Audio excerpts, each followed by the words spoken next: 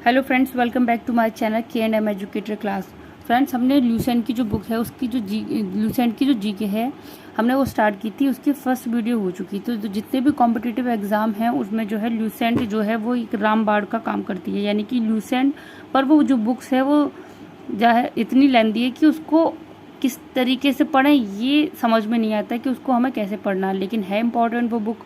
तो उसका जो जीके से हमने हिस्ट्री से स्टार्ट किया था क्लास। इसमें जो जो इम्पोर्टेंट पॉइंट्स बन रहे हैं मैंने वो सारे ही इसमें डिस्कस किए हैं। तो अब पहले थोड़ी सी हम जो है बात कर लेते हैं कि हमने फर्स्ट वीडियो में क्या क्या बात की थी। तो हमने हिस्ट्री के बारे में बात की। इतिहास किससे कहते हैं? ये एक ग्रीक वर्ड है जो हिस्टोरिया से बना है और जिसका मतलब होता है खोजों से प्राप्त ज्ञान। फिर बात की थी कि फादर ऑफ हिस्ट्री कौन है, तो हेरोडोट्स हैं और इनका संस्कृत में नाम था हरिदत्त। फिर हमने बात की थी कि हिस्ट्री को 3 पार्ट्स में डिवाइड किया गया था, एंशिएंट हिस्ट्री, मेडिवल हिस्ट्री और मॉडर्न हिस्ट्री। फिर हमने बात की थी कि भारत को किन किन और अन्य नामों से जाना जाता है। यानी कि भारत के नाम पर भारत पड़ा, आर्यवर्त, जम्बूद्वीप, हिंदुस्तान और इंडिया।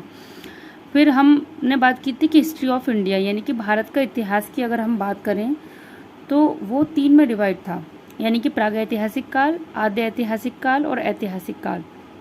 प्रागैतिहासिक काल सबसे पुराना काल, मतलब कि ऐसा काल जिसमें ना तो लिपि का ज्ञान था और ना ही उसको पढ़ा जा सकता था। तो वह काल जिसमें ना लिपि का ज्ञान था ना पढ़ा जा सकता था, प्रागैतिहासिक काल, ये प्री हिस्टोरिक पीरियड कहलाता है। अगला है हमारा जिसमें लिपि का ज्ञान भी था पर पढ़ा नहीं जा सकता था, वो है हमारा प्रोटो हिस्टोरिक पीरियड यानी कि आद्य ऐतिहासिक काल। तो ये हम सभी के बारे में जो है डिस्कस करेंगे एक एक करके। अगला है हमारा ऐतिहासिक काल यानी कि हिस्टोरिक पीरियड। इसमें लिपि का ज्ञान भी था और इसको पढ़ा भी जा सकता था। तो फिर हमने बात की थी प्रागैतिहासिक काल को 3 पार्ट्स में डिवाइड किया गया था। यानी कि वह काल जिसमें न लिपि का ज्ञान था और न पढ़ा जा सकता था, वो प्रागैतिहासिक काल था। तो इसको हमने 3 में डिवाइड किया था। पुरापाषाण काल, मतलब कि वह काल पत्थरों का काल। इन पुरापाषाण काल को क्या बोलते हैं? पत्थरों का काल। पुरापाषाण काल, मध्य पाषाण काल और नव पाषाण काल। यानी कि पाषाण काल का मतलब ये होता है पत्थरों का काल। तो यहाँ पर क्या था? पुरापाषाण काल में क्वेश्चन आता है कि जो आग की खोज है वो किस काल में हुई। तो ये आपको याद रखना है कि पुरापाषाण काल में आग की खोज हुई और जो मानव था वो शिकार करना, यानी कि उस टाइम पर आदि मानव हुआ करते थे, वो शिकार करते थे और उसी टाइम पर आग की खोज हुई थी। अगला मध्य पाषाण काल में क्या था कि पशुपालन करना सीख गया मनुष्य और उसका प्रथम पालतू पशु जो जानवर था वो था आपका कुत्ता। ठीक है, और इसके जो साक्ष्य हैं पशुपालन के वो आदमगढ़ में से प्राप्त हुए हैं जो मध्य प्रदेश में स्थित है। अगला हम बात करेंगे नवपाषाण काल। तो नवपाषाण काल तक आते आते मनुष्य जो है स्थायी निवास की प्रवृत्ति आ गई थी उसके अंदर। पहले वह जंगलों में रहता था, फिर वो यहाँ पर अपना जो है घर बनाने लगा, खेती करना शुरू कर दिया।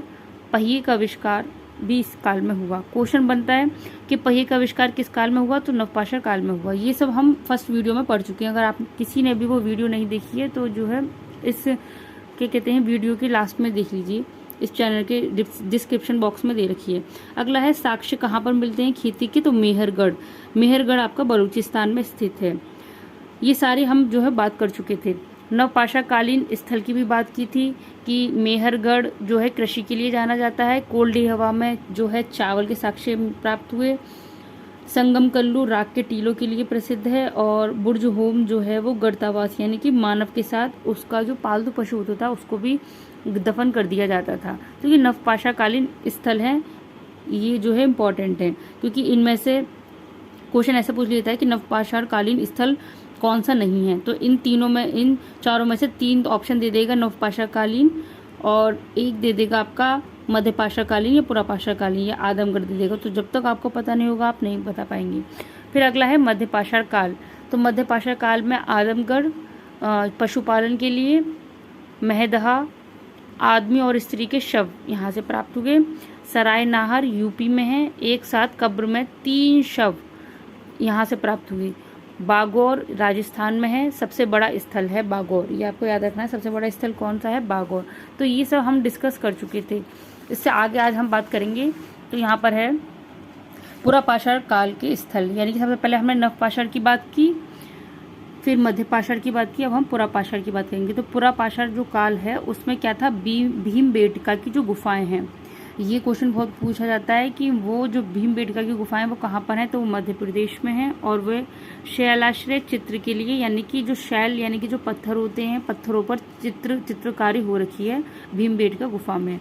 अगला है अतिरम्पक्कम, ये मद्रास में है। इसमें क्या है, हड्डी से बने औजार, यहाँ पर क्या है, हड्डी से बने औजार जो है प्राप्त हुए, अतिरम्पक्कम, ठीक है, मद्रास में। अगला है हथनौरा, हथनौरा भी है आपका एमपी में यानी कि मध्य प्रदेश में, जो नर्मदा घाट नदी की घाटी के समीप स्थित है हथनौरा।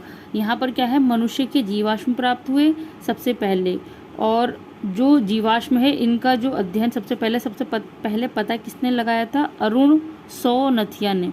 ये क्वेश्चन बहुत बार पूछा गया है कि जो मनुष्य के जीवाश्म प्राप्त हुए हैं आपके कहाँ पर, हथनौरा यानी कि एमपी में, तो उसका पता सबसे पहले किसने लगाया, अरुण सौनथिया। ये आपको याद रख लेना है क्वेश्चन, अरुण सौनथिया ने ये पता लगाया, क्योंकि जो जो पॉइंट्स हैं सारे डिस्कस किए गए हैं वो सारे ही इंपॉर्टेंट है एग्जाम लेवल पर आने के लिए। अगला क्वेश्चन, अगला देखिए पॉइंट है हमारा आदि ऐतिहासिक काल, मतलब कि जब हमने पुरापाषाण काल, मध्य पाषाण काल और नवपाषाण काल ये हम पढ़ चुके हैं। फिर उसके बाद में अब हम बात करेंगे आदि ऐतिहासिक काल की, यानी कि प्रोटो हिस्टोरिक पीरियड की। प्री हिस्टोरिक पीरियड हम पढ़ चुके हैं, प्रोटो हिस्टोरिक पीरियड अब हम जानेंगे। तो इसमें क्या है, लिपि का ज्ञान था पर पढ़ा नहीं जा सकता था। उसमें क्या था, लिपि का ना ज्ञान था और ना ही उसको पढ़ा जा सकता था, पर यहाँ पर लिपि का ज्ञान हो गया पर उसको पढ़ा नहीं जा सकता था। तो जो प्रोटो हिस्टोरिक पीरियड है उसमें आपकी दो सभ्यताएं आती हैं, एक है आपकी सिंधु घाटी सभ्यता और दूसरी है आपकी वैदिक सभ्यता, ठीक है। तो आदि ऐतिहासिक काल यानी कि प्रोटो हिस्टोरिक पीरियड में सिंधु घाटी सभ्यता और वैदिक सभ्यता के बारे में बताया गया है। अगला अगर हम बात करें ऐतिहासिक काल की, यानी कि हिस्टोरिक पीरियड, ये वह काल है जिसमें लिपि का ज्ञान भी हो गया था मनुष्य को और उसको पढ़ा भी जा सकता था। तो ये आपका ऐतिहासिक यानी कि हिस्टोरिक पीरियड कहलाता है। अब यहाँ पर हम बात करें तो ये 3 में डिवाइड है, यानी कि ऐतिहासिक काल कितने में डिवाइड है, 3 में डिवाइड है। तो पहला है आपका प्राचीन भारत, ठीक है, दूसरा है आपका मध्यकालीन भारत और तीसरा है आपका आधुनिक भारत, यानी कि मिडिवल इंडिया, एंशिएंट इंडिया और ये मॉडर्न इंडिया। तो यहाँ पर ऐतिहासिक काल को 3 पार्ट्स में डिवाइड किया गया है, प्राचीन भारत, मध्यकालीन भारत और आधुनिक भारत।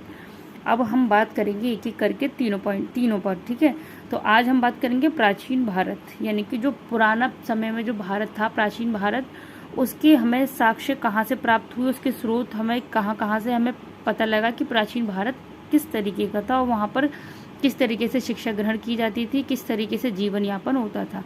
तो ये जो स्रोत हैं, जो सोर्सेज हैं, वो क्या क्या हैं उनको देखेंगे हम। पहला है हमारा साहित्यिक स्रोत, फर्स्ट पॉइंट पे है हमारा साहित्यिक स्रोत। दूसरा है हमारा विदेशियों का विवरण, यानी कि इंडिया में जो विदेशी लोग थे वो आए और उनका जो विवरण था, उन्होंने जो अपनी बुक्स लिखी, जो उन्होंने लिखा, उनको पढ़कर ही हमें प्राचीन भारत का पता जो है लगा है। अगला है हमारा पुरातत्व साक्ष्य, यानी कि जो खुदाई से प्राप्त हुए हैं साक्ष्य, उनसे भी हमें पता लगा है कि प्राचीन भारत जो है वो किस तरीके का था। तो पहले हम बात करते हैं साहित्यिक स्रोत की। साहित्यिक स्रोत में क्या क्या आते हैं, आपका वेद है, ब्राह्मण ग्रंथ हैं, आरण्यक है, उपनिषद हैं, पुराण हैं, वेदांग हैं और स्मृति है। तो यहाँ से क्वेश्चन बनते हैं कॉम्पिटिटिव एग्जाम में, यानी कि वेद से क्वेश्चन बहुत बनते हैं, ब्राह्मण ग्रंथ, आरण्यक से बहुत बनते हैं। तो यहाँ पर हम एक एक के बारे में डिस्कस करेंगे। अच्छा, अगर हम विदेशियों का जो विवरण है उसके बारे में अगर बात करें कि जो प्राचीन भारत था उसका पता किस तरीके से लगाया गया, तो विदेशी विवरण में आपका अरबी लेखक आए थे, उनके द्वारा, चीनी लेखक यानी कि जैसे हुएन-त्सांग हैं, यूनानी लेखक और अन्य लेखक आए, तो ये विदेशियों का विवरण हो गया। अगला है आपका पुरातत्व साक्ष्य, यानी कि जो ज़मीन से खोद कर जो साक्ष्य प्राप्त हुए उनसे भी, जैसे कि अभिलेख हैं, सिक्के जैसे मोहरे हैं, उन पर जो चित्रकारी हुआ करती थी, उन पर जो लिखाई थी, उससे ये ज्ञान हुआ है मनुष्य को कि प्राचीन भारत जो है वो किस तरीके का था। वहाँ पर बहुत से सिक्कों पर जो है देवी की मूर्ति दिखाई दी, तो उससे पता लगा कि वह जो उस टाइम पर जो ज़माना था, जो काल था, वो आपका मात्र सत्तात्मक हुआ करता था। तो इस तरीके से हमें पुरातात्विक साक्ष्य से भी हमें जो है ज्ञान प्राप्त हुआ है। तो सबसे पहले अगली वीडियो में हम बात करेंगे वेद, क्योंकि साहित्यिक स्रोत है, साहित्यिक स्रोत को पहले कंप्लीट करेंगे। उसमें नंबर फर्स्ट पॉइंट है आपका वेद। वेद आपके 4 होते हैं, उन सभी के बारे में हम डिस्कस करेंगे।